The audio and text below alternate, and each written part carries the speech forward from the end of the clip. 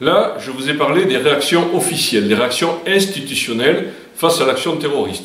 Services de renseignement, forces de sécurité, gendarmerie, police nationale, forces armées.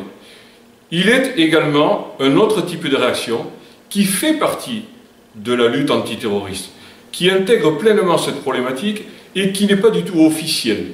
Quelque chose de beaucoup plus abstrait. C'est la raison pour laquelle d'ailleurs le concept de résilience a été assez difficile à définir.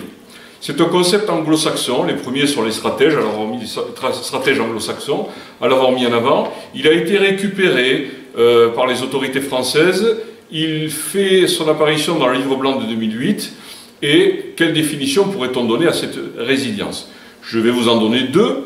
La résilience d'abord se définirait comme la volonté et la capacité d'un pays, d'une société, de pouvoir public à résister aux conséquences d'événements graves, puis à rétablir rapidement un fonctionnement normal dans des conditions acceptables. Autre concept, capacité d'une société donnée à encaisser les conséquences d'une crise majeure. Là, c'est beaucoup plus bref, laconique, il s'agit du concept anglo-saxon.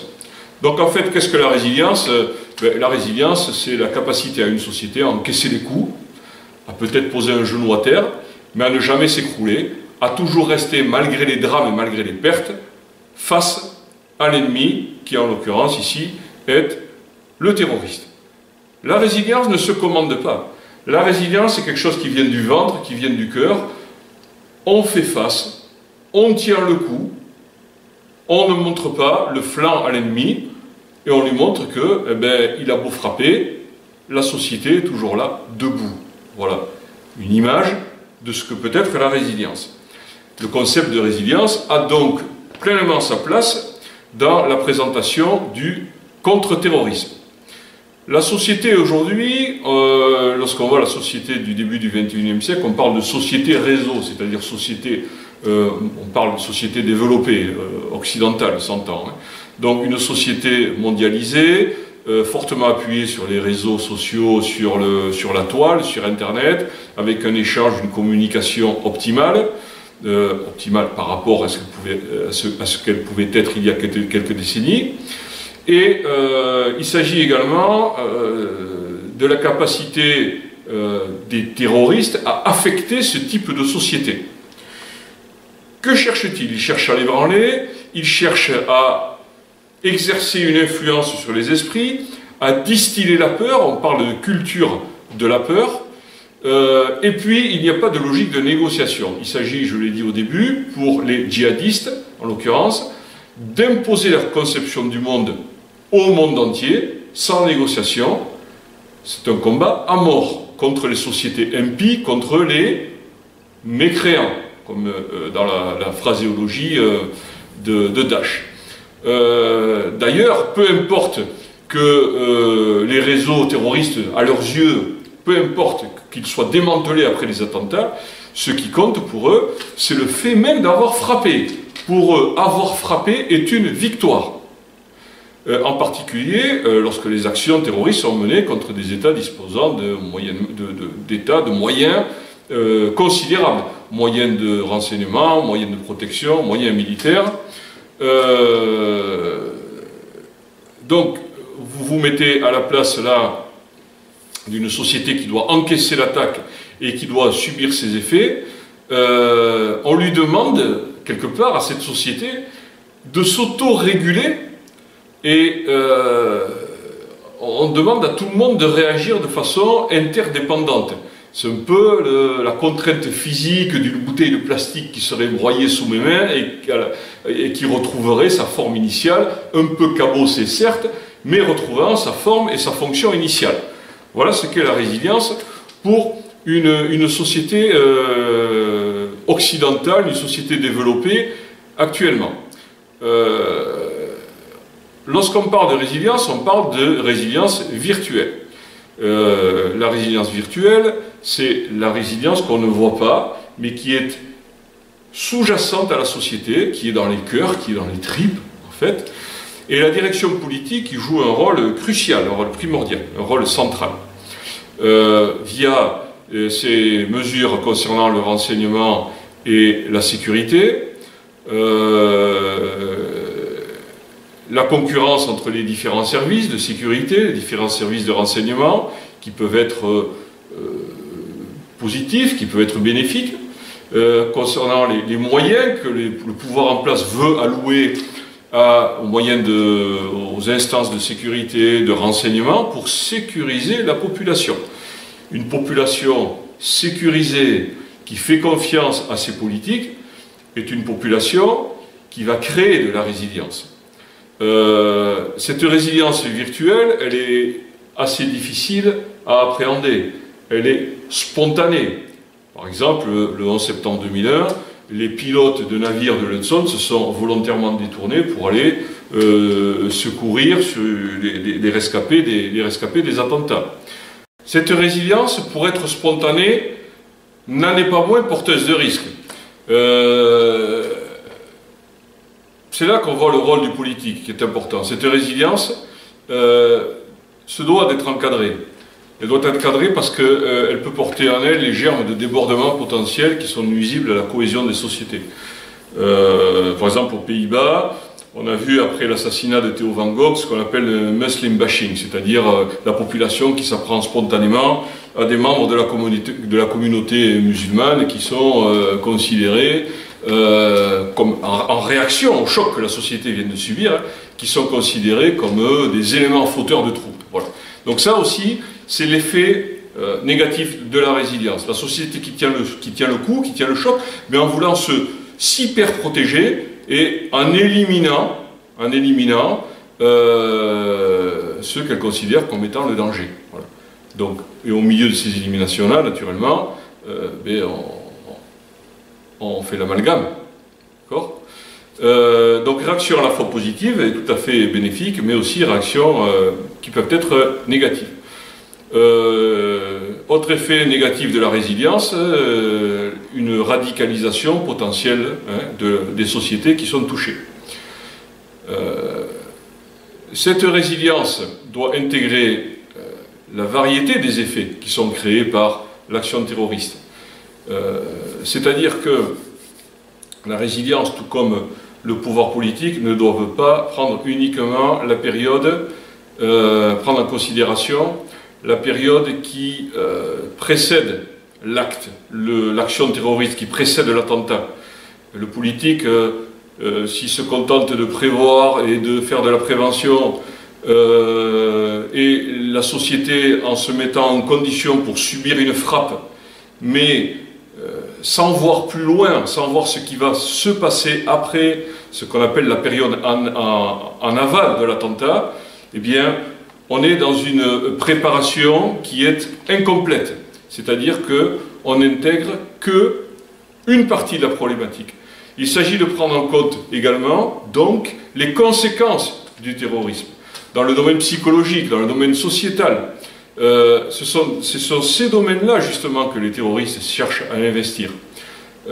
C'est la principale critique que l'on fait à l'encontre des stratégies antiterroristes actuelles. Hein. Elles ne prennent pas en considération le fait qu'un attentat ne se limite pas à ses conséquences dans le domaine physique. Donc, un attentat, ce sont des victimes, ce sont des gens qui sont frappés, et ce sont aussi des millions d'habitants qui continuent à vivre dans cette problématique, dans ce contexte, et qu'il faut maintenir dans le vivre ensemble, dans le faire ensemble. Donc, la dissuasion est également créée par la résilience. Je m'explique. Lorsque les terroristes attaquent, ils veulent découdre, défaire la société du pays cible. Ils veulent qu'elle tombe en déliquescence. Le fait d'encaisser les coups, en restant dans la cohésion, en ne stigmatisant pas telle ou telle partie de la population, pour dur que ce soit, le fait de rester unis et soudés montre à l'ennemi que, eh bien, leur action, leur objectif, qui est de découdre et qui est de faire tomber cette société en déliquescence, leur action est stérile, qu'elle est vaine, qu'ils n'y arriveront pas. Je ne suis pas en train de dire qu'il faut tendre la joue et prêter le flanc au coup des terroristes. Je dis simplement que plus on est unis, plus on est cohérent, plus on est soudé, plus on montre à l'ennemi que son action est vaine. Il s'agit de la résilience. Les sociétés occidentales, lorsqu'on arrête de les considérer, lorsque les ennemis, les terroristes, arrêteront de les considérer comme des masses molles, des masses mortes qui peuvent être atteintes psychologiquement par les attaques, mais qu'ils s'apercevront que ce sont des... s'apercevront, je parle au futur, je peux parler au présent, lorsqu'ils s'aperçoivent que ce sont des masses vivantes, capables de se reconfigurer très vite après les coups, lorsqu'ils s'aperçoivent de ça, ben, ça met à mal toute la légitimité, toute l'efficacité de leur action. C'est ça également la résilience. Et en cela, la résilience a une valeur dissuasive. Alors la comparaison est un peu exagérée entre la dissuasion nucléaire et la dissuasion de la résilience, mais on peut simplement dire que la résilience a une valeur dissuasive aujourd'hui. La résilience peut être négative pour le pouvoir politique. On parle des failles de la résilience, on a parlé tout à l'heure des réactions qui peuvent être négatives.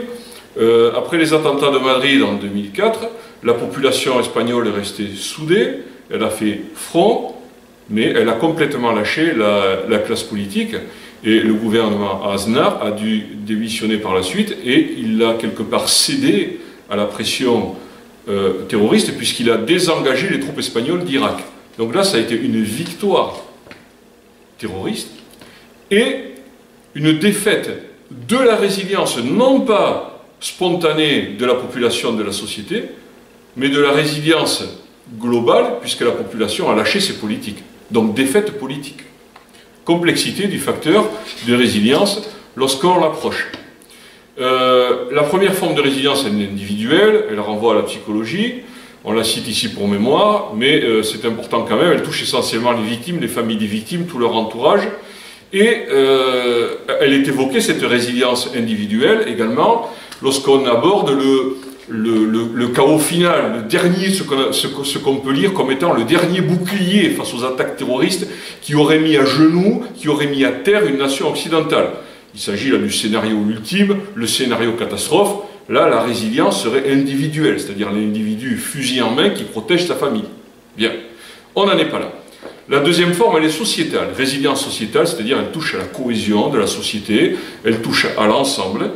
Il s'agit de la forme la plus générale, la problématique étant en quoi un acte terroriste sera en mesure d'affecter une société entière. Donc il s'agit de l'émergence là de la notion d'adversaire, d'ennemi. Puisqu'une société est attaquée actuellement via le terrorisme, qui est notre ennemi? Qui est notre adversaire? Ce sont des terroristes, mais derrière c'est une idéologie. Là, la résilience va se construire également en fonction de l'ennemi qu'elle va identifier et que le politique va désigner. Sécurisation de la pensée et de la réaction, mais également potentiellement des pistes glissantes qui appartiennent qui sont à mettre en liaison avec ce que j'ai expliqué au début de la présentation de la résilience quand j'ai parlé des réactions négatives. La troisième forme, c'est la résilience, l'aspect politique, impact sur la représentation sociétale de la politique, en quoi un acte terroriste peut changer le résultat d'une élection, en quoi il peut participer à la légitimation de changement de régime politique, voire l'Espagne en 2004. Il est très susceptible, l'acte terroriste, d'aboutir au renforcement des mesures sécuritaires, donc il est susceptible de faire en sorte que le politique limite les libertés individuelles, donc limite la démocratie, donc permet aux terroristes de montrer du doigt les démocraties en disant, voyez, ce n'est qu'un masque, le masque tombe. Voilà. Donc c'est là que la résilience politique, la résilience sociale et la résilience individuelle vont se lier et vont permettre de faire front à l'action terroriste. En cas d'attentat, il est évident que les trois formes sont systématiquement mobilisées. Autre facteur.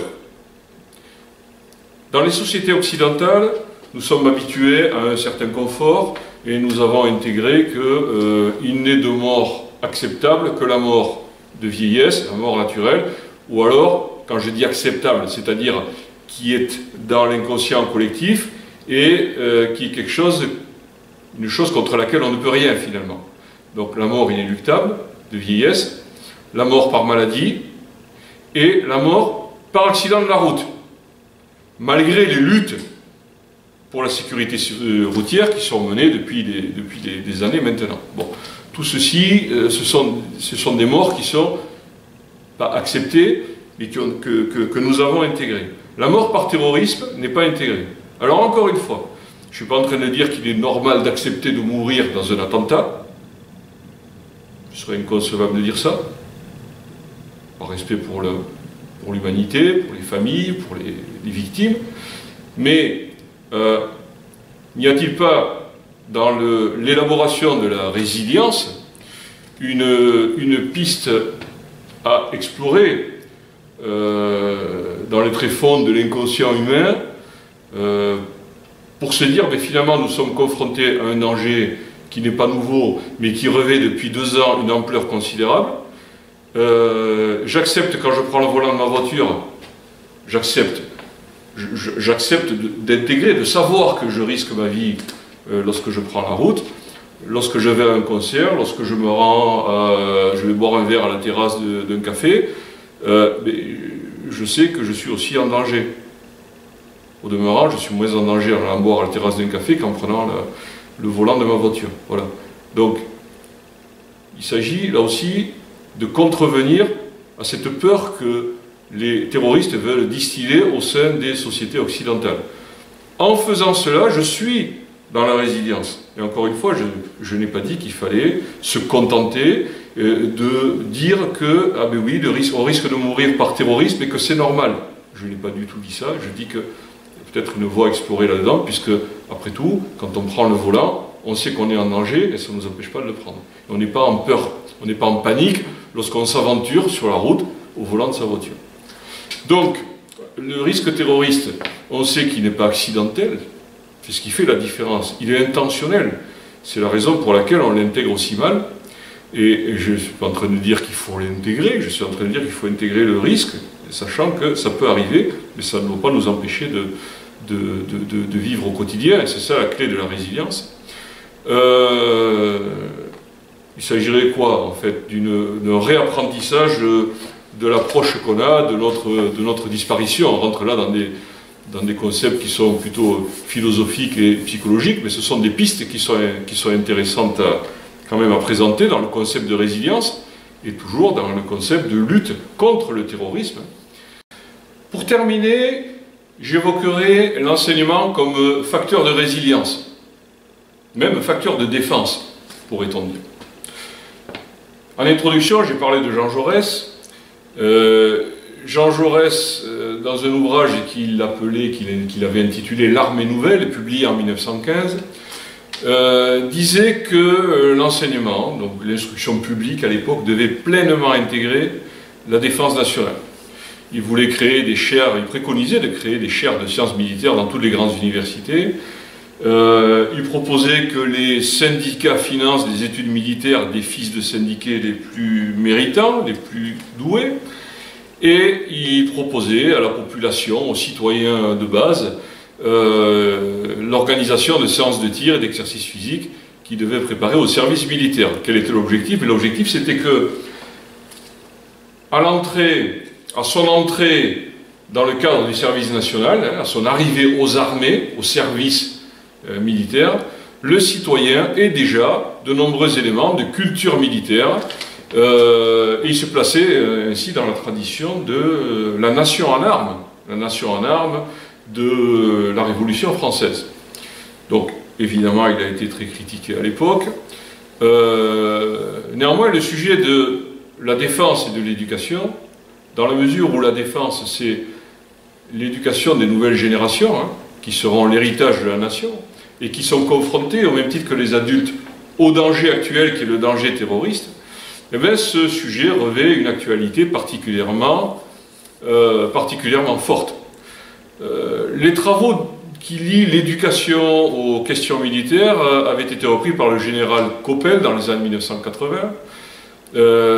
Il cherchait lui aussi à réformer le concept de nation en armes.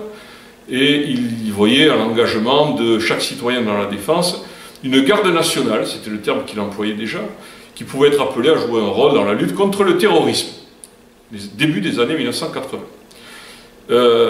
Il parlait également de la possibilité de réduire, de mieux expliquer le concept de défense et par là même de réduire l'antimilitarisme au sein de l'enseignement.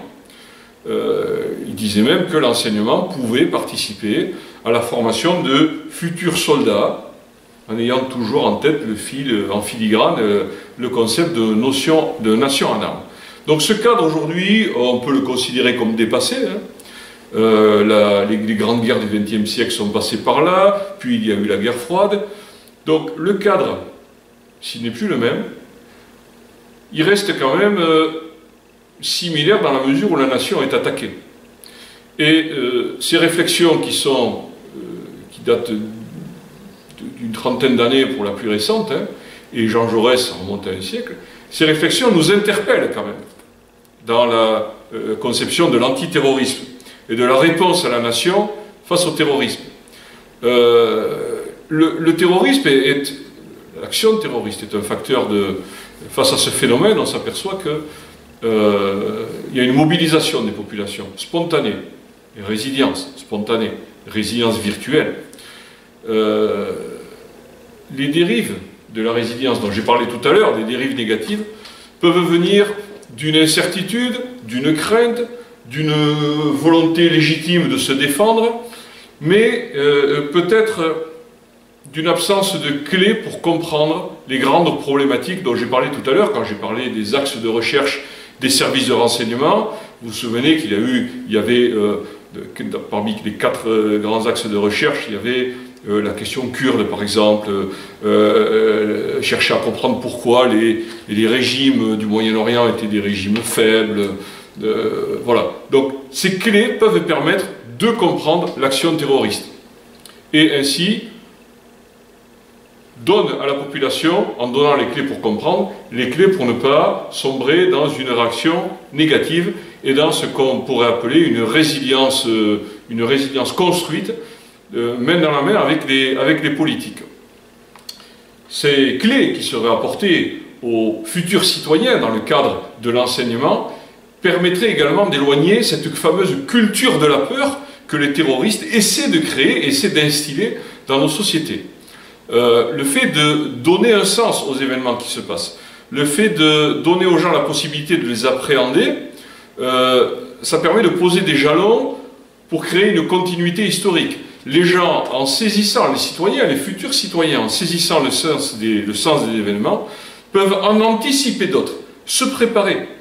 Et on est dans la défense stratégique, là. On est dans la résilience, pleinement. C'est pour ça que l'enseignement constitue la matrice de la production de ce sens qu'on peut donner dans les écoles, dans les collèges, dans les lycées. C'est une question de défense stratégique, je le répète. C'est du contre-terrorisme également, d'instiller, de créer du sens au sein de l'enseignement pour mieux comprendre les questions d'actualité, de géopolitique, et pour mieux comprendre l'action terroriste. On parle comme matière de l'histoire, de la géographie, de ce qu'on appelle aujourd'hui l'enseignement moral et civique, qui pose les bases d'une stratégie de résilience, en posant les bases du vivre ensemble, mais plus que le vivre ensemble, le faire ensemble, faire une nation, faire quelque chose tous ensemble pour la nation, et être tous impliqués. Le programme dit textuellement que l'on ne naît pas citoyen, mais qu'on le devient. Il ne s'agit pas d'un État, mais d'une conquête permanente. Le citoyen est celui qui est capable d'intervenir dans la cité, c'est-à-dire de raisonner, celui qui est capable de réfléchir, et voilà, dans la mesure où il a un rôle dans la cité, il a un rôle dans la nation, eh bien la résilience est quelque chose qui lui semble naturel. Tenir le coup, tous ensemble, main dans la main. Expliquer ça dans le cadre de l'enseignement aux enfants est quelque chose d'incontournable. Alors, c'est déjà le cas, puisque ça figure dans les programmes. Mais un renforcement de ces connaissances, un renforcement de cet esprit citoyen permettrait, notamment à travers la maîtrise de l'information, permettrait aux gens, futurs citoyens, aux citoyens en puissance, de se conscientiser face à la menace, mais aussi de relativiser les excès de l'emprise que cette menace peut avoir sur eux, en éloignant toutes les dérives négatives.